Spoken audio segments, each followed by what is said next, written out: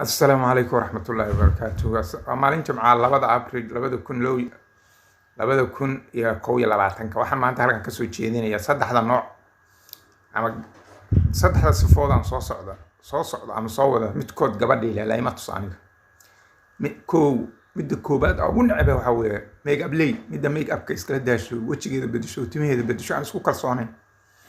labo alkooleysato midda khamrada wadata ama badeecada wadata ama darogada wadata khamr cabto saddex ay wadato midda ayga wadato xayawaan kale yaanyuuraha iyo bisadaha maasha ay mar hadday wadato ama khamr cabto ama make up iskala daashay waa ku yiiqso oo dhinta yiiqsi marka arko meesha ay taaganto dhan waa ka carara markay wajigeedii bedesho kalarka ilaahay ku sameeyay bedesho ama ay xun uu hay daadinayo daba socdo ama khamr ay isku daldalayso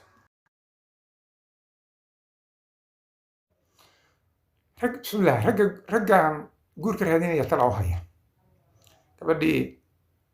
aadan u jeedin waxay jirkeedu u samaysan yahay